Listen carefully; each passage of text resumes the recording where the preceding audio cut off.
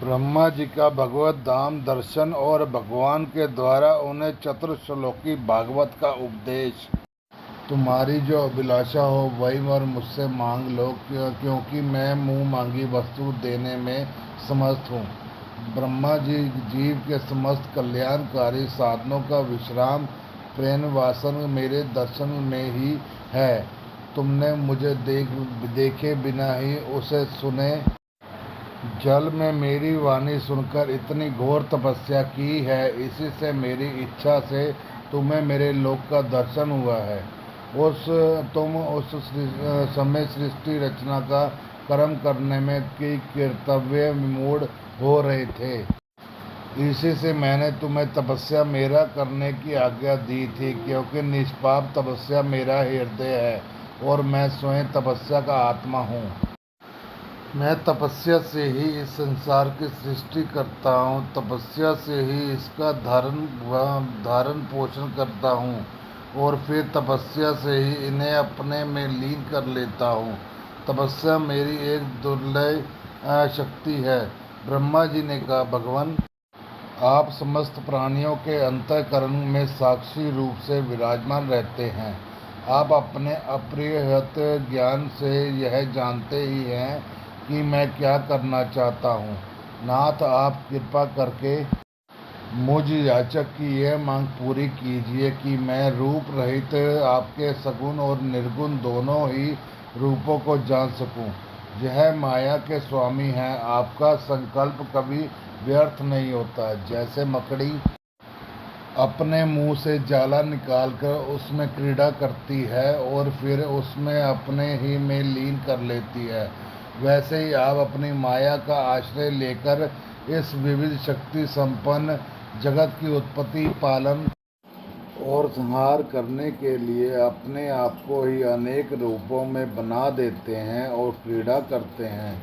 इस प्रकार आप कैसे करते हैं, इस मर्म को मैं जान सकूं, ऐसा ज्ञान आप मुझे दीजिए। आप मुझ पर ऐसी कृपा कीजिए कि मैं सजग रहकर सावधानी से आपकी आज्ञा का पालन कर सकूं और सृष्टि की रचना करते समय भी कृत्यापन आदि के अभिमान बंद न जाऊं। प्रभु, आपने एक मित्र के समान हाथ पकड़कर मुझे अपना मित्र स्वीकार किया है, अतः जब मैं आपकी इस सेवा सृष्टि रचना में लगूं और सावधानी से पूर्व सृष्टि के गुण कर्मानुसार जीवों का विभाजन करने लगूं, तब कहीं अपने को जन्म कर्म से स्वतंत्र मानकर प्रबल अभिमान न कर बैठूं।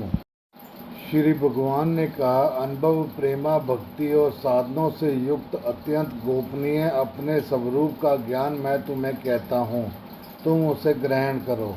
मैं जितना विस्तार हूँ, मेरा जो लक्षण है, मेरे जितने और जैसे रूप, गुण और लीलाएं हैं, मेरी कृपा से तुम उनका तत्व ठीक ठीक वैसा ही अनुभव करो। सृष्टि के पूर्व केवल मैं ही मैं था।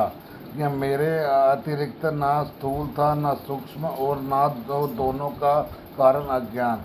जहाँ यह सृष्टि है वहाँ मैं ही मैं हूँ और इस सृष्टि के रूप में जो कुछ प्रीति हो रहा है वह भी मैं ही हूँ और जो कुछ बचा रहेगा वह भी मैं ही हूँ। वास्तव में ना होने पर भी जो कुछ अनिर्वचनीय वस्तु मेरे अतिरिक्त मुझ पर परमात्मा के दो चंद्रमाओं की तरह मिथ्या ही प्रतीति होती है, अथवा विद्यमान होने पर भी आकाश मंडल के नक्षत्रों में राहु की भांति जो मेरी प्रतीति नहीं होती, उसे इसे माया समझना चाहिए।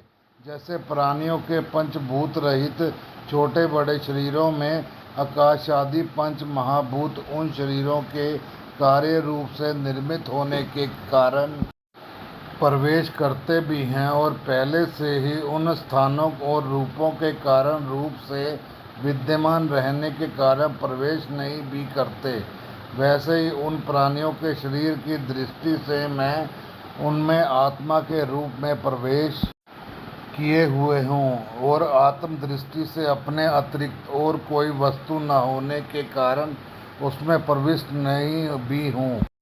यह ब्रह्म नहीं, यह ब्रह्म नहीं, इस प्रकार निषेध की पत्ति से और यह ब्रह्म है, यह ब्रह्म है, इस अनन्य की पत्ति से यही सिद्ध होता है कि सर्वातीत एवं सर्वस्वरूप भगवान की सर्वदा और सर्वत्र स्थित हैं, वही वास्तविक तत्व हैं। जो आत्मा अथवा परमात्मा का तत्व जानना चाहते हैं, उन्हें केवल इतना ही जानने की आवश्यकता है। ब्रह्मा जी, तुम अविचल समाधि के द्वारा मेरे इस सिद्धांत में पूर्ण निष्ठा कर लो। इससे तुम्हें कल्प कल्प में विविध प्रकार के सृष्टि रचना करते रहने पर भी कभी मोह नहीं होगा। श्री सुखदेव जी कहते हैं, लोक पितामह ब्रह्मा जी को इस प्रकार उपदेश देकर अजन्मा भगवान ने उनके देखते ही देखते अपने उस रूप को छिपा लिया। जब सर्वभूत स्वरूप ब्रह्मा जी ने देखा कि भगवान ने अपने इंद्रिया गोचर स्वरूप को हमारे नेत्रों के सामने से हटा लिया है, तब उन्होंने अंजलि बांधकर उन्हें प्रणाम किया और पहले कल्प में जैसी सृष्टि थी उसी रूप में इस विश्व की रचना की।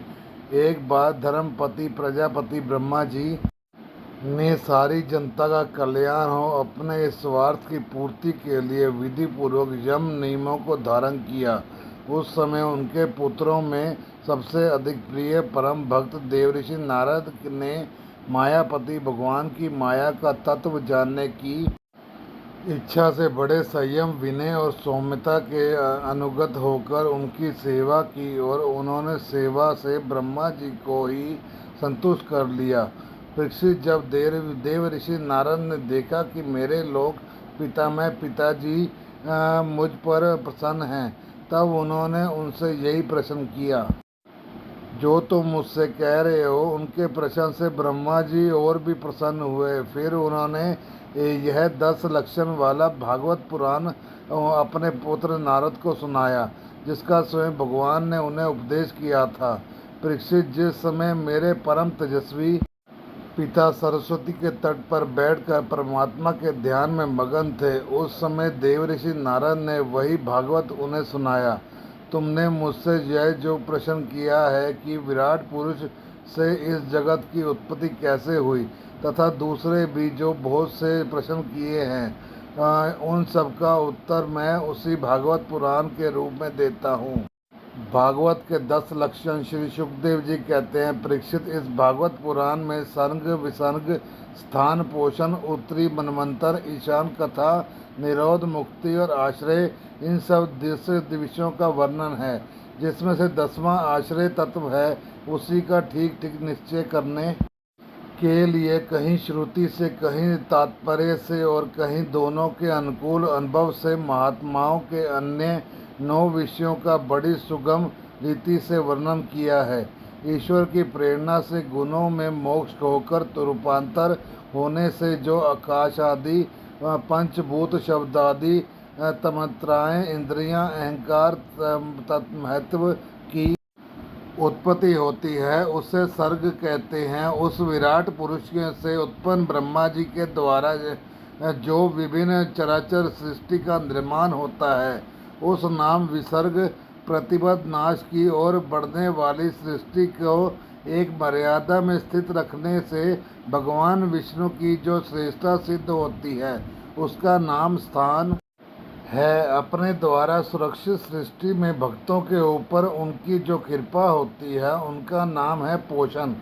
मनवंतरों में अधिपति जो भगवत भक्ति और प्रजा पालन का रूप शुद्ध और धर्म का अनुष्ठान करते हैं, उसे मनवंतर कहते हैं। जीवों की वे वासनाएं जो कर्म के द्वारा उन्हें बंधन में डाल देती हैं, उसी नाम से कही जाती हैं। भगवान के विभिन्न अवतारों के और उनके प्रेमी भक्तों की विविध आख्यानों से युक्त गाथाएं एक कथा है। ये जब भगवान योग निद्रा स्वीकार करके शयन करते हैं, तब इस जीव का अपनी उपाधियों के साथ उनमें लीन हो जाना निरोध है। अज्ञान कल्पित कर्तव्य और भोग तत्व आदि अनात्म भाव का परित्याग करके अपने वास्तविक स्वरूप परमात्मा में स्थित होना ही मुक्ति है।